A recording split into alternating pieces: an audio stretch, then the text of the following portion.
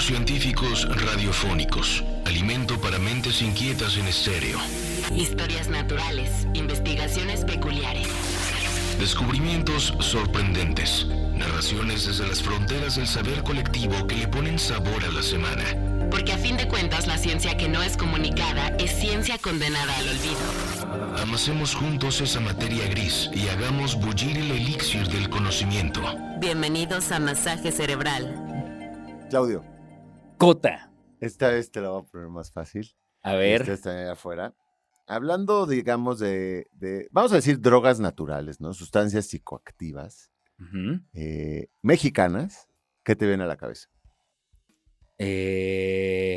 Estaba más fácil, Híjole. según yo. No sé. Digo, es más fácil que agarrarte con... Pero que sean de aquí, Sí, o bueno, de origen que haya en mexicano, México, que haya en o que México. haya en México. Porque Sí, de sí. que hay. Pueden no ser de origen, porque la marihuana no es Ajá. originaria de México, pero, pues, Pero hay. Es un Ajá. país de los productores. ¿Qué otro te suena? La amapola tampoco es de aquí, ¿no? pero también se produce. El peyote sí. El peyote sí. El Ajá. peyote sí es, digamos, mexicano y del sur de Estados Unidos. Sí. Ujú. Peyote que su compuesto activo es la mescalina, ¿no? Ya hemos hablado en otros episodios de psicodélicos o psicoactivos. La ayahuasca. No hay. ¿No Esa hay? Ni crece, se consume a lo mejor en la Roma. ¿No y crece aquí? En Tepoztlán se consume, Ajá. pero no, la ayahuasca solo crece, o sea, la ayahuasca se genera con dos plantas, ¿no? Con un bejuco, una liana, Ujú. y la otro componente varía, depende de la zona, y es el Amazonas, ¿no? Ese bejuco es amazónico. Ah, ok. Pero piensa, no solo plantas, hongos, ¿no? ¿No te suenan Hongos, los hongos ajá. psilocibe? O sea, Sí. México es el país honguero por antonomasia, en el sentido de que en muchos lados del mundo, digamos, ancestralmente se consumían hongos alucinógenos. Aquí se mantiene activo, por lo menos en 5 culturas diferentes, entonces se sigue consumiendo mucho, pero entonces digo, hongos psilocibe, sí, yo estaba teniendo eso en la cabeza. Peyote, Ujú. ¿no? Digo, marihuana lo Ajá. adoptamos, pero es que, fíjate, Salvia divinorum, ¿has oído de la Salvia divinorum? No. Esa es otra planta. Oleoluqui, o manto de la Virgen. ¿Te suena? No. A ese hay aquí en la ciudad un montón, ¿eh? Son unas, seguro las han visto, si ya prestan atención. Es una enredadera que sale por temporal, en lluvia sobre todo, que tiene unas flores moradas, o a veces rosas también, incluso hay unas blancas, preciosas. Y su semilla, pues, tiene LSA. En fin, yo traigo todas estas a colación porque vamos a ir hacia allá, pero ¿sabes Ujú. qué se me ocurría? Que así como México es centro de diversidad de las serpientes, ¿no? Decíamos, el Ujú. país con más diversidad de serpientes. El país con más diversidad de cactos, ¿no? El Ujú. país con más diversidad de chinches besuconas. Ve pensando qué tienen en común todas estas especies. Digo, también es el país Ajá. con más diversidad de pinos, entonces ahí se me rompería el argumento, pero finalmente estas sustancias, hablando como de psicoactivos naturales, son defensas, o sea, Ujú. evolucionan como defensa, ¿no? Los alcaloides de diferentes plantas, pues funcionan como una defensa contra la depredación, que en su caso nosotros llamamos herbívoros, pero los herbívoros son depredadores de plantas, ¿no? Finalmente. Pero entonces algo chistoso hay, que también somos el país con más alacranes, ¿no? Piensas a venenos. Ujú. Y yo creo, somos uno de los países con más organismos con psicoactivos, diría Ok. eso. Porque bueno, hay hongos muy bien representados, hay plantas un montón, y hacia allá vamos a ir. ¿Se te ocurre algún animal? O sea, ya pensando en los psicoactivos. ¿Animal psicoactivos, dices? Sí, bueno, que tenga capacidades psicoactivas. Sí, claro, digamos. ya hasta hemos platicado un poco Exacto. del sapo. ¿no? Eso quería llegar al sapo Ujú. del desierto de Sonora, que en efecto lo mencionamos brevemente en un episodio que tuvimos con Alejandra Ortiz Medrano, a quien mandamos un saludo y que les recomendamos escuchen ese episodio dedicado a los psicodélicos y a la revolución de los psicodélicos. Pero ahí mencionamos brevemente al sapo y lo mencionamos en el contexto de que probablemente produce las sustancias más poderosas, los psicoactivos más potentes Ujú. que conocemos, ¿no? A lo mejor hay más, falta experimentar con más animales, sin lugar a dudas, lo hemos dicho aquí, Ajá.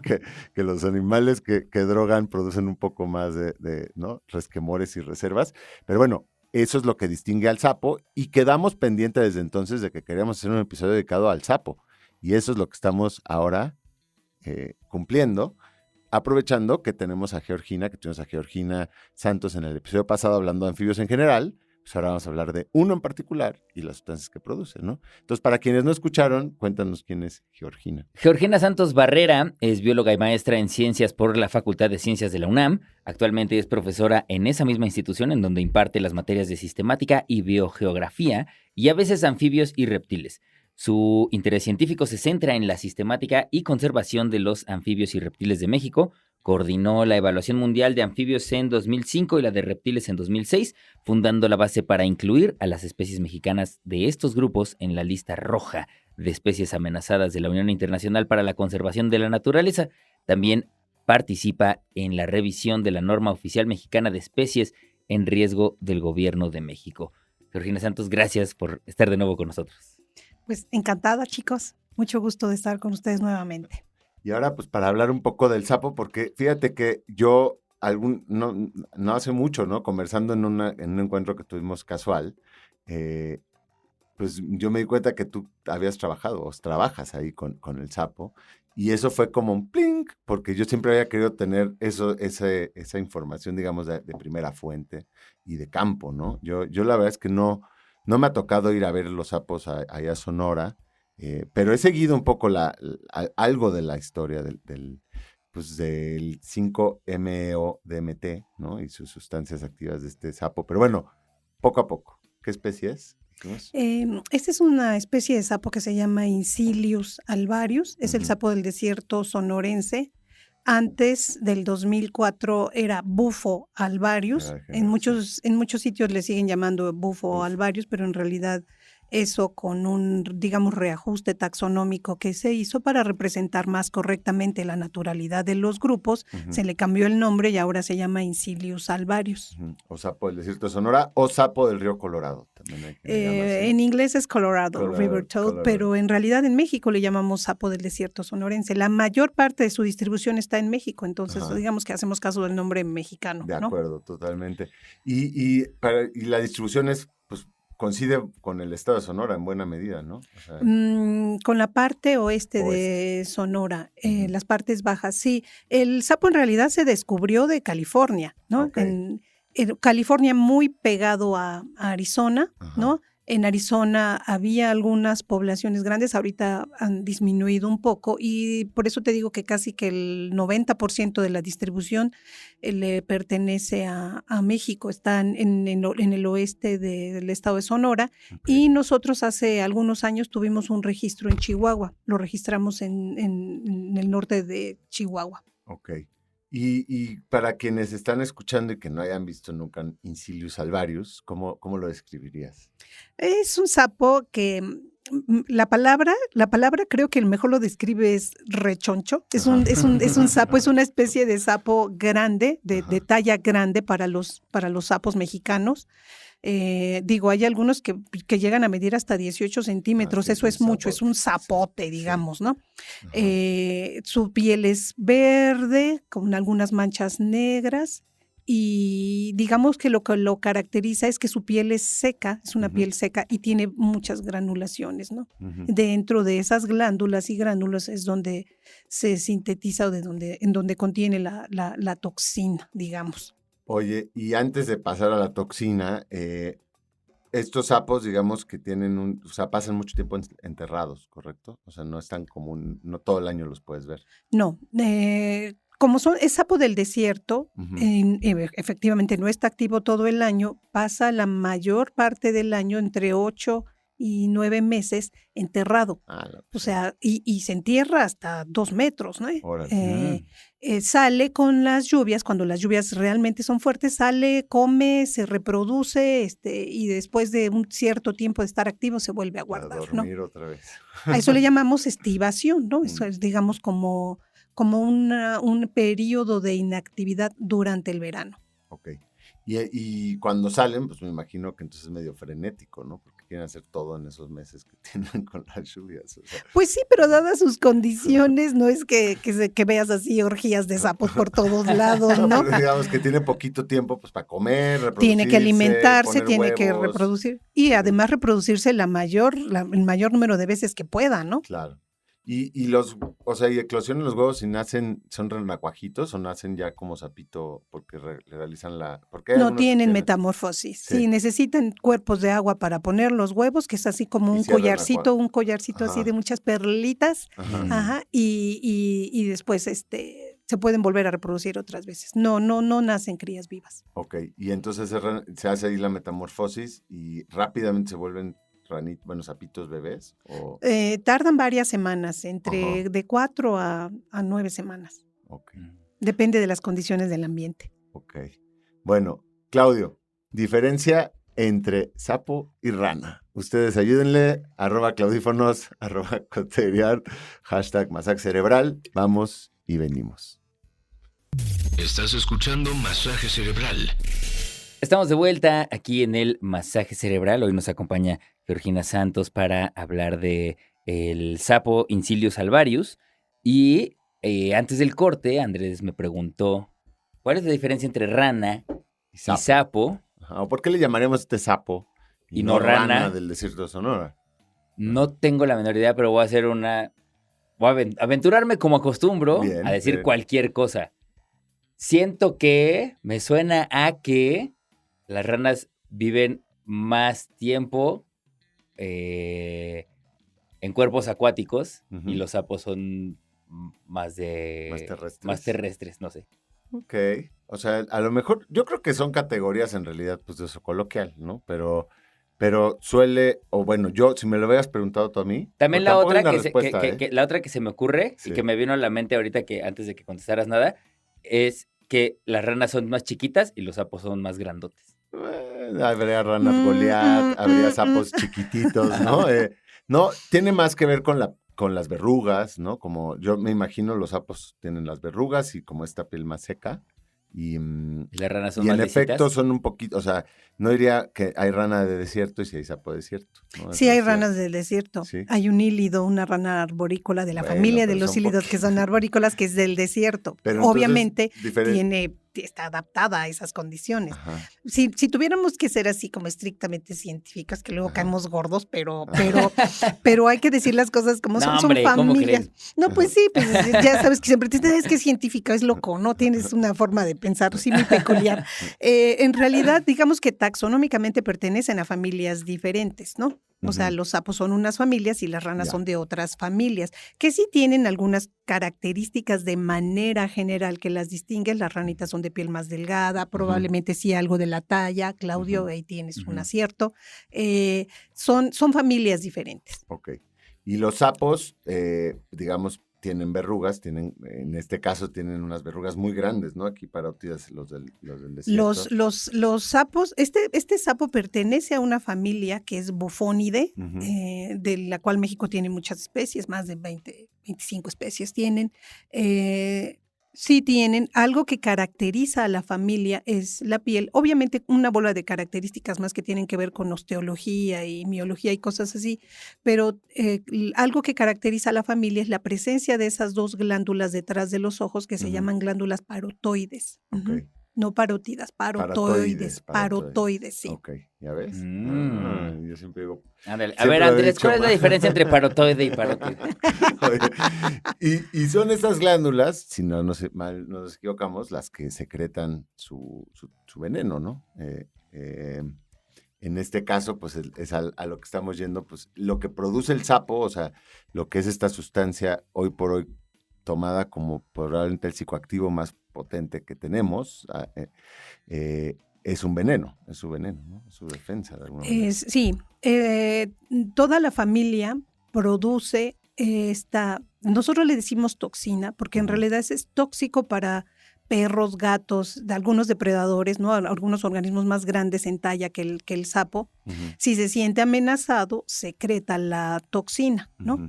Y entonces le produce, si tú te la tomas así, digamos, recién salida del sapo, Ajá. no es digerible. O sea, resulta tóxica para los humanos y para otros organismos y por lo tanto ahuyenta a los depredadores, ¿no? Claro. Esa es la finalidad, digamos. Ujú. ¿Por qué en este sapo evolucionó de una manera diferente al resto de las especies de bufónidos? esa es una cosa que solo la naturaleza puede saber, ¿no? Porque sí, la toxina que tiene Incilius alvarius es muy diferente a la toxina de otras especies de bufónidos, es mucho más potente. Esa era una pregunta que iba a tener.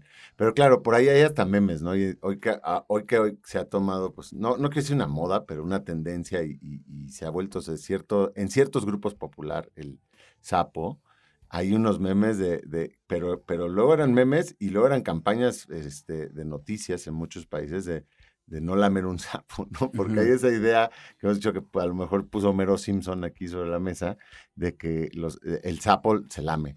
Y si tú lames un sapo o vas y estás chupando los sapos, te vas a meter una intoxicada fea, ¿no? Y además vas a maltratar al sapo, o sea, porque siempre pensamos que la fauna silvestre puede contaminarnos, puede pasarnos algún parásito, ¿no? Como surgió ahora con el COVID y esas cosas, pero nosotros también podemos transmitirle infecciones a la fauna silvestre, entonces hay que ser muy cuidadoso con eso. Sí, y bueno, y además es cierto que de estos sapos, pues muchas veces si ves que los perros se intoxican mordiéndolos, pues a lo mejor te va a pasar. Entonces, pon tus barbas a remojar, sí, ¿no?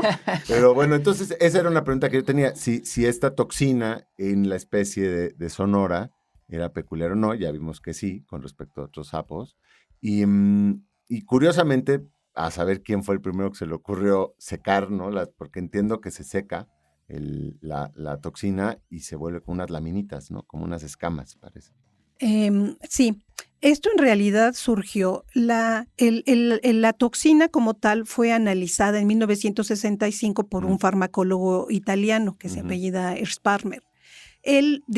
Fue un estudio meramente científico en farmacología, analizó 40 especies de sapos de bufónidos y vio cuál era la composición química de la toxina. Él se dio cuenta en 1965 que la toxina de Incilius, en ese entonces Bufo alvarius, era diferente a la del resto de los organismos, la publicó y dijo, tiene este componente que es el 5-meo, ¿no?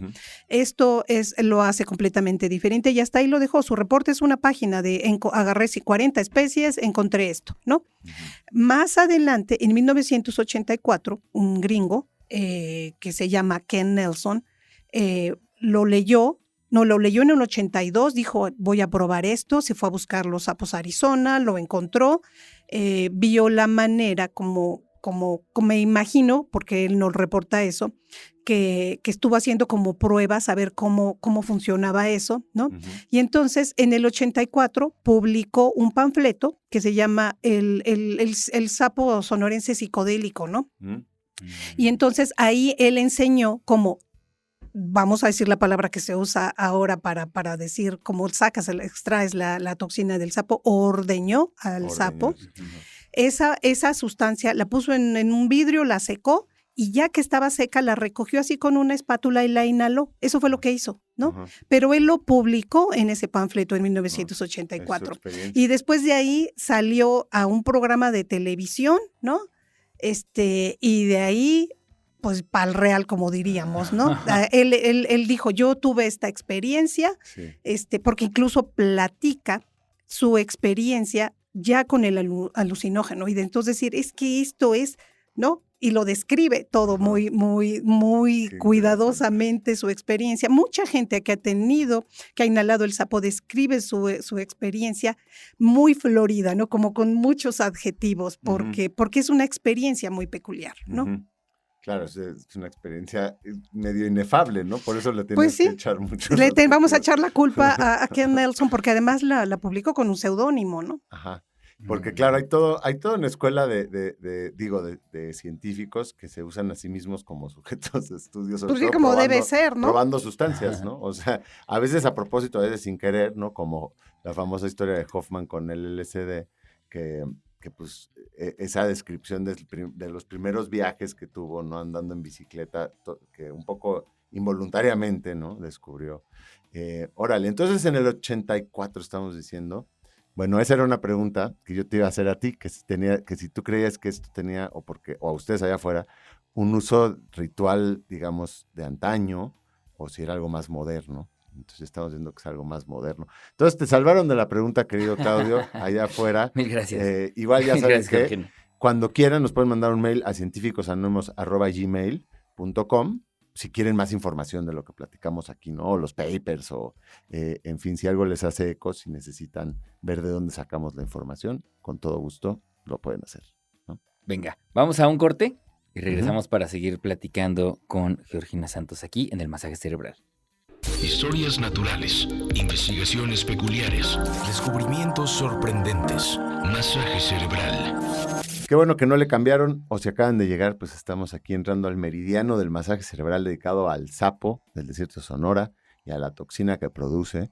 Y nos habíamos quedado ahí un poquito cerrando, diciendo que pues es importante aclarar que no hay un uso ritual ancestral, ¿no? Es que muchas veces van a ciertas páginas web o una primera búsqueda sonora, ahí somera, muy probablemente van a empezarse a cruzar con que supuestamente tiene un uso ancestral. Hay quienes llegan a afirmar incluso que ya así mesoamericano, ¿no? Y que si las deidades de los sapos en los vestigios arqueológicos, y hasta donde yo sé, sí se han encontrado ciertos sapos en vestigios arqueológicos, nunca uno de estos, ¿no? Y como bien decía Georgina antes, pues las toxinas que producen son muy diversas, muy diferentes. Entonces, tú no puedes decir, porque me encontré un bufo marinus, ¿no? O otro sapo, quiere decir que usaban sapo, ¿no? Tendría que ser esa especie en específico y eso no ha sucedido. Y bueno, y luego hay como una idea, que ahorita vamos a ir desmitificando, supongo, de que, bueno, a lo mejor la nación Comcac, ¿no? Tiene un uso ancestral que estaba escondida porque lo querían proteger de los españoles, yo qué sé, se van a encontrar muchas versiones, pero bueno, lo cierto es que lo que está diciendo Georgina, no sabía, digamos que el primer registro de un uso con fines psicoactivos, pues fue en el 84, ¿no? De este cuate que además se volvió mediático en Estados Unidos. Sí, salió en la televisión y Ajá. Mike Tyson salió diciendo que él Mike ya había Tyson. fumado el sapo y que le gustó tanto que la experiencia que lo hacía 3 veces al día, ¿no? Este sapo no puede tener ninguna coincidencia mesoamericana porque está restringido al desierto sonorense, Claro. ¿no? Que es Ujú. Sonora, Arizona, eso es imposible. No podría haber alguna referencia. Si se encontró, sería el otro sapo, digamos, de talla grande, que sería Rhinella marina, que no tiene la misma sustancia. Es la única especie que tiene el 5-meo, ¿no? Los otros sí tienen toxina, pertenecen a la misma familia de triptaminas, pero no es esta. Esta es única en Incilius alvarius. Ok. Oye, y a partir, digamos, del 84, en Estados Unidos, pues hubo en algún momento una pequeña moda, porque ahí estaba la iglesia del ¿Pequeña? sapo. Bueno, no pequeña, pero quiero pensar, o sea, pequeña me refiero local, porque no se extendió tanto, que yo sepa, en los 80, hacia este lado de la frontera. Pero estaba la iglesia del sapo, ¿no? Y le llamaban la molécula de Dios y como que una moda ahí en la contracultura, ¿no? Se sigue llamando como un enteógeno, una sustancia que te conecta con una divinidad, ¿no? Ujú. Digamos, eso es en términos espirituales, o sea, te sientes conectado con algo divino, ¿no? Ujú. No necesariamente con una tradición que no existe, que no hay tal. Ni los yaquis ni los seris lo Ujú. usaron en algún momento. Los yaquis no lo usan, pero sí lo consideran un signo de que van a llegar las lluvias, ¿no?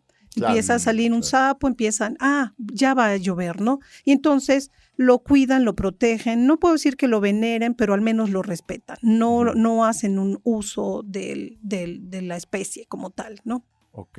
Y bueno, yo también he escuchado que sí, en efecto, en Estados Unidos, en ciertos círculos de internautas, vamos a decir, se volvió tan ácido el consumo y que pues se lo acabaron en algunas regiones, ¿no? O sea, en la franja al Sí, norte. digamos que lo que es su límite de distribución al norte está en Arizona y ahí sí las poblaciones sí fueron Diezmadas. severamente diezmadas. Fíjate, y eso es una advertencia para lo que está sucediendo ahora.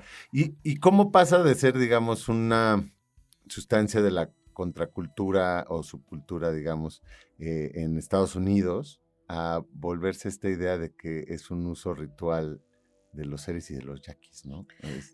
Pues eso se hizo para vender, ¿no? Porque Se hay inventó. mucha gente, se inventó, Ujú. se creó la historia de que había un uso tradicional. Entonces tú cuando vas a fumar el sapo, vas a una ceremonia supuestamente Ujú. tradicional, que no hay tal, Ujú.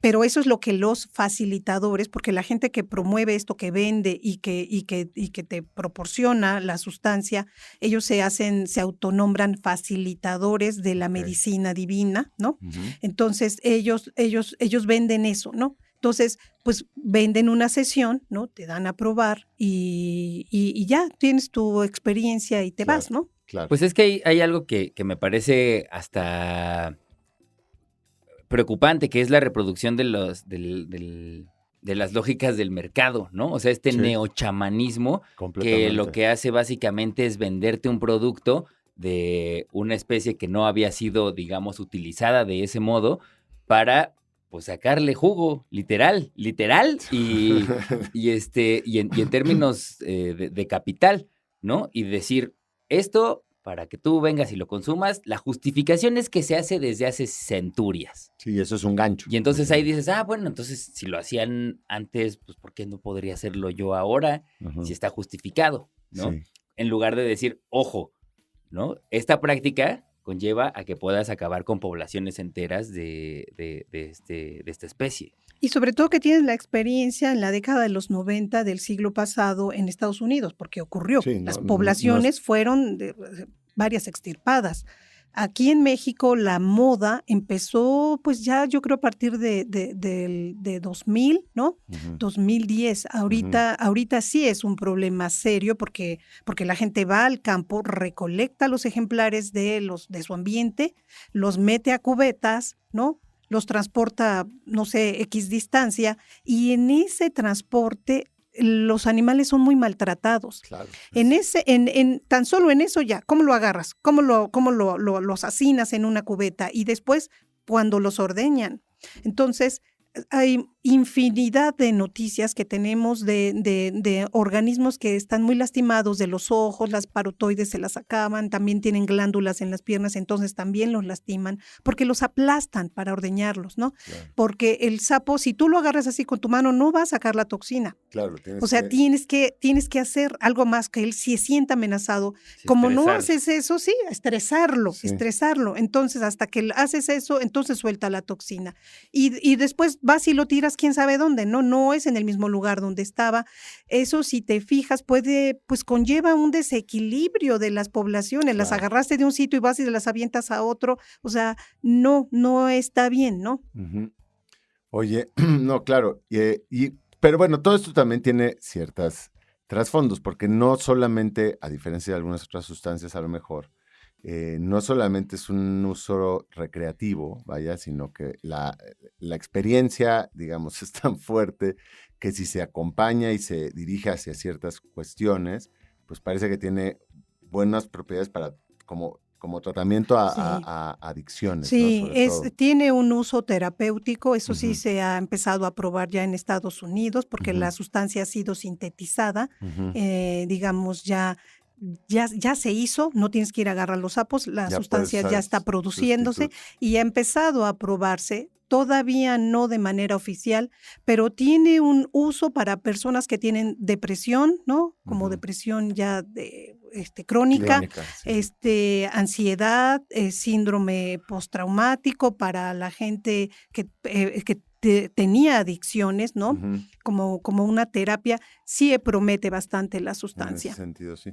Que bueno, eso yo entiendo, por ahí leí que como más o menos bueno, por ahí hay una serie de organizaciones, pero que en parte lo habían introducido también en algunas poblaciones ahí de los Yoremes y de los Comcac o Seris y Yaquis correspondientemente, como por los tremendos problemas de adicción a la metanfetamina que se registraban, Sí, ¿no? Como hay médicos tradicionales que están tratando a los jóvenes con esto, sí, Ujú. sí existe. Que por ahí a lo mejor eso había sido una primera intención y luego se fue transmutando Pues ya ves que rápidamente. es muy fácil desvirtuar todo, ¿no? Pero Sí. la sustancia tiene una capacidad terapéutica muy, muy grande, es prometedora. Pero tienes que hacerlo clínicamente, tienes que hacerlo de manera controlada, ¿no? Claro, claro. Pues eso, nos está yendo ya otra vez este programa y casi sin preguntas para Claudio, oye, pero está bien, va a haber momentos, porque si no luego hasta se enojan en redes, ¿no? Dicen que por qué trato a Claudio tan mal, pero no, es una estrategia. De Que por qué me más. evidencias como el ignorante que soy, ¿no? No, porque además Claudio me las va a devolver a mí, ya saben que pueden venir el sábado 17 de agosto a ver cómo Claudio me pregunta a mí, como ustedes me pueden preguntar a mí también, porque yo me prestaré a ello y evidentemente que la mayoría no sabemos casi nada de nada, no sabemos de poquitas cosas. Es tan amplio el conocimiento, pero no, Claudio, de música no te gana nadie. ¿Todavía? ¿Quién sabe? Ya veremos. Todavía nos queda un bloque. Sí. Vamos a nuestro corte y regresamos para seguir platicando con Georgina Santos. Están en el masaje cerebral. Ciencia que no es comunicada es ciencia condenada al olvido. Esto es Masaje Cerebral. Estamos de vuelta en el último bloque de este masaje cerebral que ha versado sobre el Incilius alvarius, que es este sapo de Sonora. Uh-huh. Y estábamos platicando aquí con Georgina Santos, que nos ha puesto en contexto de todo lo que es relativo a esta especie. Y en bloques anteriores se comentó que justamente esta sustancia que secreta el sapo, que viene acompañada de una... ¿Cómo se llama? La 5M... 5-MeO-DMT. Eso. Nosotros le decimos el 5-MeO-DMT. 5-MeO-DMT. Que es una triptamina, ¿no? Uh-huh. Hay que decir eso, no habíamos llegado a eso, pero perdón. Ajá, No te y que estaba platicando que esto ya estaba siendo sintetizado, que ya se había logrado sintetizar y que eso es una buena noticia para el sapo, ¿no? Uh-huh. Incluso para la gente que consume esta triptamina. Entonces, pues, suenan a buenas noticias. Me gustaría que platicáramos un poco de eso alrededor de... Suena como una buena noticia para fines, digamos, terapéuticos, porque la sustancia está sintetizada, no tienes que ir al campo a agarrar un sapo para tratar a un paciente, ¿no? Está ahí, está la mejor noticia sería que ya hubieran protocolos de uso de esta sustancia, claro, que no es como la psilocibina, que ya está como en tercera fase de pruebas en Estados Unidos. Sí. El 5-MeO-DMT, todavía nadie ha explorado esa parte terapéutica formalmente en México. Se ha hecho en Estados Unidos, pero no se ha hecho en México, ¿no? Mucha gente en realidad te dice, piensa, abre tu mente para estas cosas, para que veas que hay muchas cosas más que hacer con estos psicodélicos, ¿no? Que la simple experiencia espiritual. Sí. Entonces, sí es algo que tal vez nos falte trabajar mucho en México. Tenemos una tradición muy antigua de usar psicodélicos. El peyote, está el psilocibe, está ahora la triptamina del sapo. O sea, tal vez sí deberíamos ya de salir un poco de ese cascarón y empezar a trabajar en protocolos serios para fines terapéuticos también. Totalmente de acuerdo. Incluso diría terapéuticos si ya sí es una sustancia sintética, digamos, que puedes producir.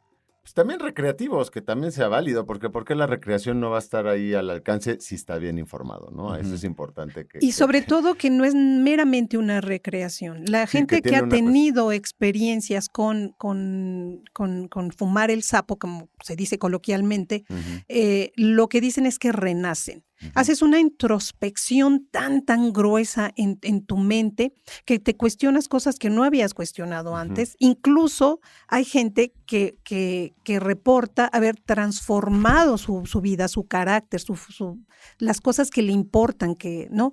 Porque te conectas con otra dimensión. Entonces empiezas a reflexionar sobre cosas que antes no pensabas, pero tiene que ser algo, pues tienes que entrar como con una mente muy abierta para que me entiendas, ¿no? Sí. Uh-huh. Y ahora, y muy específico y dirigido y una vez, ¿no? O sea, también estas experiencias, yo lo que he leído de testimonios, al menos, o he recopilado de primera fuente de testimonios, es que pues es una experiencia, digamos, psicoactiva fuertísima, ¿no? O sea, y por eso puede llevar estos cambios casi que ontológicos, ¿no? Te puede llevar, porque es una experiencia única, digamos, y por eso te puede quitar adicciones, porque te cuestionas cosas que tenías ya tan así como, ¿no? Ahí en tu sinapsis así nervada como esa adicción al tabaco o a la Es sustancia una que sea. inmersión en ti mismo. Ujú, ujú. Y por eso empiezas a reflexionar sobre las cosas, ¿no? Claro, y ahí está. Y eso pues puede ser tremendamente útil, digamos, para... Pero muy riesgoso si no es conducido, Sí, ¿no? sí, O sea,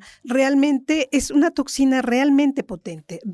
Ocupas muy poquito Ujú. para tenerlo y va a ser así como un boom en tu cabeza, ¿no? Muy, muy fuerte un rato y se quita. Las otras triptaminas tienen una más larga duración de acción en tu cerebro. Esta no, esta pum, te da el golpe y después baja, ¿no? Sí. Ahora, eso es lo que reporta. O sea, tiempo real, digamos, tiempo objetivo, pues son 5 o 6 minutos, ¿no? 5 o 10 minutos. Tiempo personal de la vivencia, pues 40, o 45 puedes sentir que minutos. fueron horas, ¿no? O sea, Ujú, no hay un ujú. tiempo definido ahí, es como una especie de muerte del ego, ¿no? O sea, Ujú, sí, yo estaba viendo que desde 3 a 5 miligramos, que eso es nada, ujú, ya se ujú. registran efectos y que a menos que ustedes sean Hunter Thompson, ¿no? O alguien así con esas capacidades para el viaje, no hay que exceder 50 miligramos porque No, o sea, te nunca. vuelas el fusible, Y ¿no? no lo Este, hagan por su cuenta. no, Es una cosa no es muy necesario, además. peligrosa, no, Sí. no. Además, bueno, que estaba viendo que se sintetizó en el 2021, fíjate, se caracterizó los componentes, todos los componentes de esta toxina del sapo. Está ahí un paper en el Analytical Toxicology Journal. Y son un montón, ¿eh? O sea, trae, además del 5-meo, del 5-meo DMT, trae 5-meo NMT, 5-meo triptofol, 5-HON-metiltriptamina, bufotenina, y Serotonina. un montón Ujú. de compuestos que te traban la lengua. O sea, es una toxina muy compleja. Muy compleja y muy potente. Ujú, ujú. Entonces, bueno, eso. Buenísimo saber que hay un sustituto, digamos, de producción Sintético. Ujú. sintética y ojalá que aquí podamos legislarlo y terminar, pues, de salvar a la especie, porque cómo está la especie? O sea, ya como a nivel México, o sea, me imagino que poblaciones aisladas.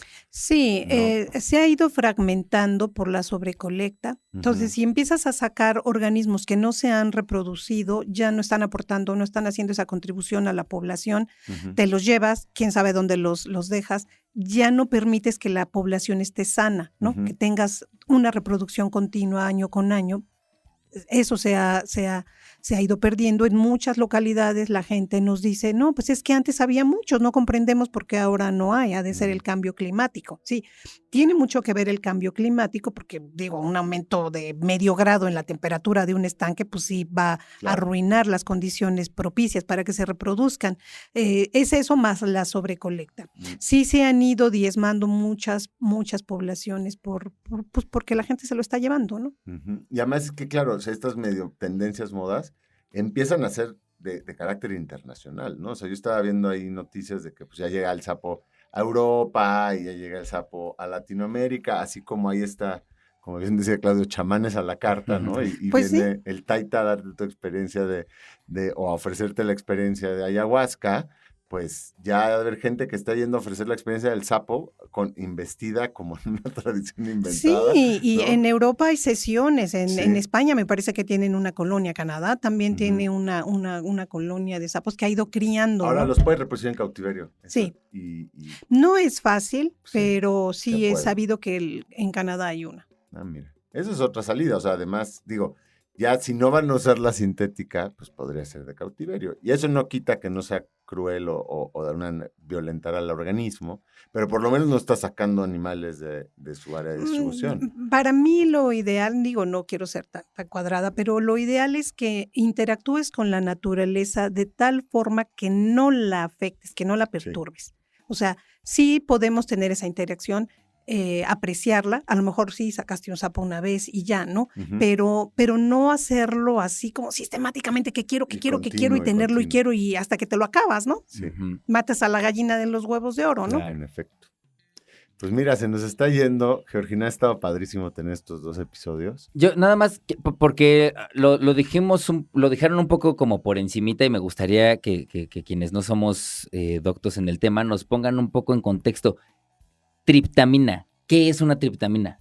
Se dijo muy como por encima. Es una familia de sustancias, digamos, químicas que los organismos producen, ¿no? Lo producen plantas y lo producen animales. E incluso nosotros, los humanos, también producimos un poco de 5-HumeO-DMT. No se sabe bien a bien cuál es su función dentro del cerebro, pero en la glándula pineal me parece que hay una pequeña producción y se puede detectar en sangre y en orina, ¿no? Sí, hay un DMT endógeno, digamos, humano. Y pues también es como una familia, pues, ¿no? Dicen, se cuenta, ¿verdad? Esas también son cosas difíciles. Ustedes se imaginarán que puede que tenga un efecto en el proceso de muerte. O sea, que por eso que en las experiencias cercanas a la muerte, que tienes todos estos experiencias como de, es que me vi desde afuera, ¿no? Estas experiencias de que te reviven. Como digamos, sí. O que vi toda mi vida desfilar enfrente de mí, o que sientes que es un momento de mayor conciencia que la conciencia normal, pues son estados alterados de conciencia y que en buena medida podrían estar en juego sustancias como este DMT endógeno, ¿no? Para ayudarte a ese proceso. Pues sí, porque tienes todo una farmacia dentro de la cabeza, ¿no? Y muchas sí las has estudiado, pero apenas está empezando a estudiarse. Es como una hormona del cerebro. No sabes bien a bien en qué proceso se interviene. Sí, y claro, cualquier sustancia activa o psicoactivo, cualquier droga que se les ocurra, pues, en realidad son activas porque tú tienes receptores y moléculas afines, ¿no? Por si no, no te supuesto. pondrían, ¿no? Claro. O sea, si no, no tendrían No un te efecto. pasaría O sea, nada. tú No tendrías un efecto. generas Sí. compuestos como opiáceos, o sea, ¿no? Entonces, por eso es que tienen ese efecto. Pero bueno, para seguir esta conversación, porque ha estado muy buena, vengan, ya mero es nuestro masaje cerebral en vivo. Pueden venir el 17 de agosto. Ojalá que Georgina vaya a querer estar ahí también. Y que Déjame nos ayude pensarlo. a ser nuestras voces expertas, porque claro, pueden venir a preguntar lo que quieran. Ahí la dinámica es que vamos a construir este episodio especial más largo y que se va a hacer con puras dudas de ustedes. Pueden preguntar lo que sea, siempre y cuando tenga algún eje científico, digamos. Y como Claudio y yo probablemente no lo vamos a poder contestar, lo vamos a intentar, pero probablemente no lo vamos a poder contestar, vamos a tener pues toda una banca de voces expertas en diversos campos y vamos a construir el conocimiento en colectivo. Y habrá cosas que no podamos contestar ni entre todos y todas, y está bien también, Pues, ¿no? La ciencia no tiene respuestas para absolutamente En todo, efecto. pero intenta Ahí está, buscarlas. se nos queda la tarea. Sí, Ahí está. Georgina, muchísimas gracias por venir aquí al Masaje Cerebral. Un gustazo. pues encantada. Espero que sí la gente haya recibido un buen masaje holístico en el cerebro con todo esto. Genial. Ahí está. Buenísimo. Chidísimo, Cota. Nos escuchamos en el próximo Masaje Cerebral. Esto fue todo el masaje cerebral por hoy. En la siguiente emisión continuaremos alimentando las mentes inquietas de la radio pública A través de Reactor